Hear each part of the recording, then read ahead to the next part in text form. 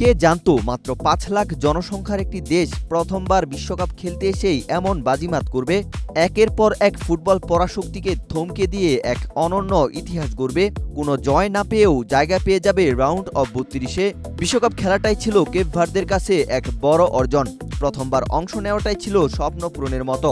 অথচ ফুটবলের মহারণে নিজেদের অভিষেকেই একের পর এক চমক দেখিয়ে নকআউট পর্ব নিশ্চিত করেছে আফ্রিকার এই দ্বীপরাষ্ট্রটি।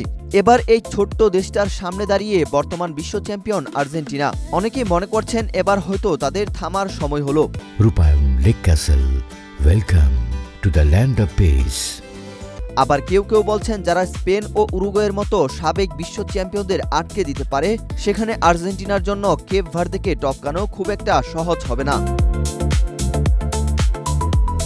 যুক্তরাষ্ট্রের হিউস্টনে গ্রুপ এইচ এর শেষ ম্যাচে সৌদি আরবের সঙ্গে 0-0 গোলে ড্র করেই নকআউট নিশ্চিত করেছে কেপ ভার্দে।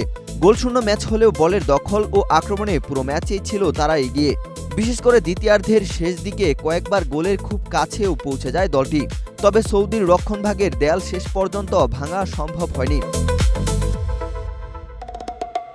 একই সময়ে গ্রুপের অন্য ম্যাচে শক্তিশালী স্পেন 1-0 গোলে উরুগুয়েকে হারানোয় সমীকরণ পুরোপুরি কেপ ভার্দের পক্ষে চলে আসে। আর তাতেই 3 ম্যাচে 3 ড্রয়ে অপরাজিত থেকে গ্রুপ রানার্স আপ হিসেবে শেষ 32 নিশ্চিত করে তারা।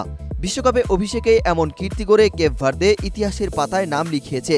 মাত্র ৫ লাখ জনসংখ্যার দেশটি গ্রুপ পর্বের কোনো ম্যাচ না হেরে প্রমাণ করেছে ফুটবলের সাফল্য সবসময় জনসংখ্যা বা ঐতিহ্যের উপর নির্ভর করে না। স্পেন ও উরুগুয়ের মতো সাবেক বিশ্ব চ্যাম্পিয়নদের বিপক্ষে বুক চিতিয়ে লড়াই করে বিশ্ব ফুটবলে নিজেদের সামর্থ্যের জানান দিয়েছে এই আফ্রিকান দল।